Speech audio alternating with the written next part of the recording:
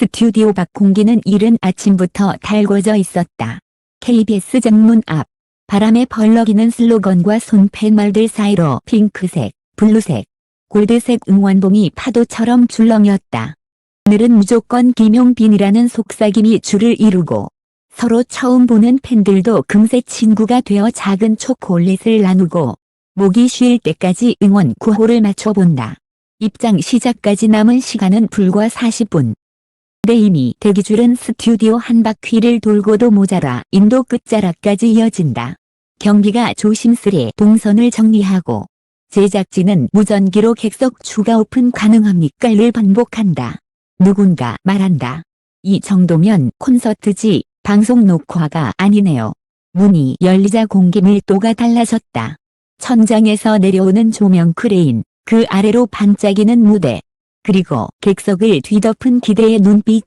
리허설을 마친 밴드가 마지막 튜닝을 하고 카메라 감독이 트랙 위에서 포지션을 잡을 때 웅성거림은 자연스레 숨죽임으로 바뀐다. 카운트 들어갑니다. 5, 4, 3. 그 순간 검은 막이 좌우로 찢기듯 열리고 단정한 수트를 입은 한 청년이 조용히 걸어 나온다. 박수는 번개처럼, 환호는 천둥처럼 객석을 가르는 기압 변동이 그대로 마이크에 실려 돌아온다. 그리고 첫 소절. 얇지도 두껍지도 않은 목청. 그러나 곧장 정면으로 파고드는 울림. 노래 좋아요. 제목처럼 간단하지만 그 말이 오늘의 예고편이었음을 모두는 단숨에 알아챈다.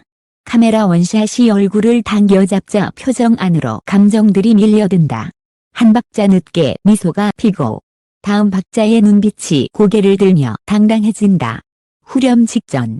객석 왼편에서 한 팬의 호명이 번개처럼 튀어오르고 곧 10중팔구의 함성으로 이어진다. 용기나 그 소리는 노래를 깨뜨리기는커녕 더욱 견고한 다리처럼 멜로디 아래를 받친다.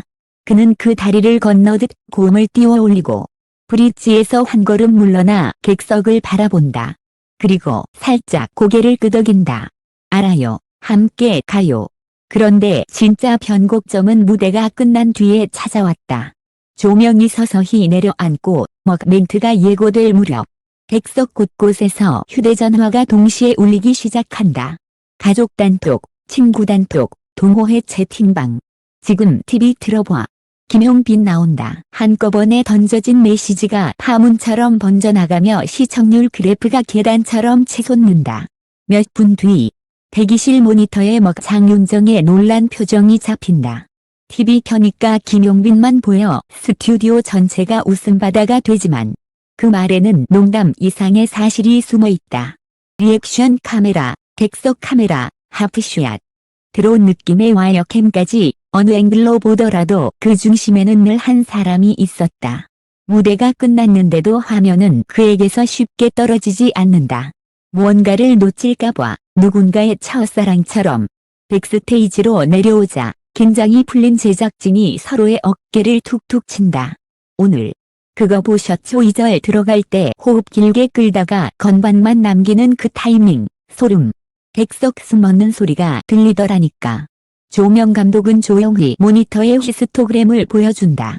후렴 피크에서 객석 측 조명이 반박 늦게 반응했지만 놀랍게도 그 빈틈이 감정의 장향을 더 길게 늘려 줬다는 데이터.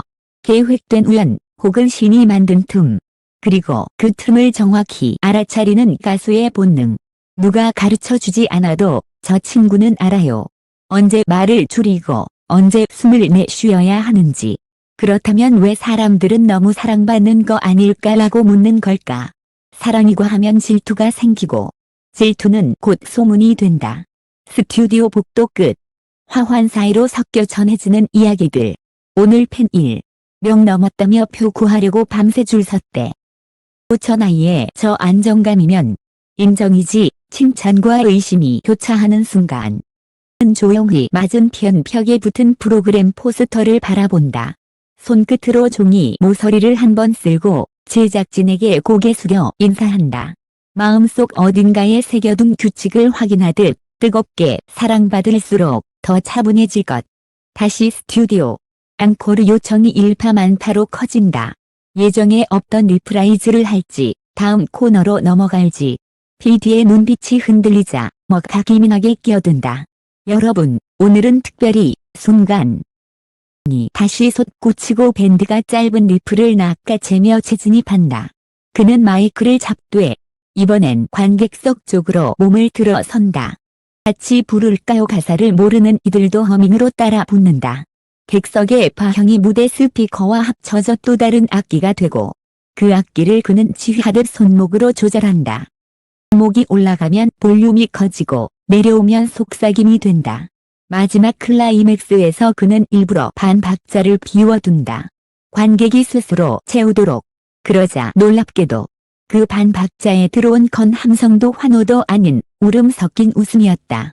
오래 기다린 이들이 드디어 제자리를 찾았다는 안도감. 방송은 끝났지만 이야기는 거기서 시작이다. SNS에는 현장 영상이 쏟아지고 오늘 숨어졌다. 이 한 소절의 출근 피로가 사라짐 같은 댓글이 꼬리를 문다.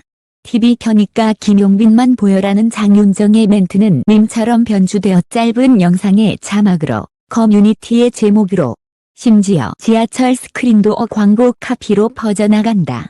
광고주들의 촉수가 꿈틀대는 소리가 들릴 만큼 수치들은 정확히 반응한다. 매수 그래프는 산맥처럼 솟아오르고 굿즈 판매 페이지는 트래픽 폭주로 잠시 멈춘다. 하지만 그 와중에도 그가 직접 올린 글은 놀라울 정도로 단순하다. 오늘 와주셔서 고맙습니다. 다음엔 더 잘 알게요. 폭발적 사랑을 받는 사람일수록 한 줄의 무게를 잘 안다. 그렇다고 모든 것이 순탄한 건 아니다. 과열은 항상 균형을 잃게 만든다. 일부 팬덤 사이에는 자리 배치와 선물 규정, 응원 타이밍을 두고 미세한 갈등이 번진다. 우리 구호가 더 잘 들리게 해야 했는데 선물은 정해진 규칙대로. 그 와중에도 스태프 한 명이 조용히 메모를 남긴다. 오늘부터 현장 응원 가이드라인 표준화. 원봉사자 교육 강화. 화면에 비치지 않는 곳에서 사랑을 지속 가능한 형태로 다듬는 이들의 손이 분주해진다. 그리고 바로 그런 무명의 손들이 너무 사랑받는 걸까라는 질문을 오래 사랑받는 법은 무엇일까라는 숙제로 바꿔놓는다. 다음 날 아침 재방송을 보던 한 시청자가 문득 멈춘다. 전날의 열기가 텔레비전의 차가운 유리 위에서도 생생히 살아난다. 카메라가 천천히 줌인할 때 그의 눈동자 가장자리에서 아주 작은 떨림이 포착된다. 아는 사람만 알아채는. 그러나 모든 것을 설명하는 떨림. 그건 계산된 감정이 아니라 예상치 못한 포옹에 휘청이는 심장 같은 살아있는 흔들림이다. 대중이 왜 여기에 반응하는지 장윤정의 한마디가 불쑥 떠오른다.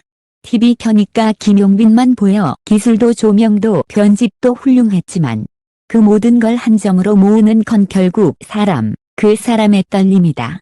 결국 질문은 남는다. 김용빈, 너무 사랑받는 걸까? 어쩌면 너무 라는 말이 틀렸는지도 모른다. 사랑에 너무가 있다면 그건 과잉이 아니라 방향의 문제다. 그는 방향을 알고 있었다. 무대에서 한 걸음 물러나 객석을 바라보는 순간 앙코르를 관객에게 건네는 반박자의 비움. 이 끝난 뒤에도 남는 한 줄의 감사. 사랑을 흡수하는 대신 사랑이 흐를 수 있도록 길을 터주는 법. 그래서 사랑은 그에게 쌓이지 않고 그를 통과해 우리에게 다시 돌아온다.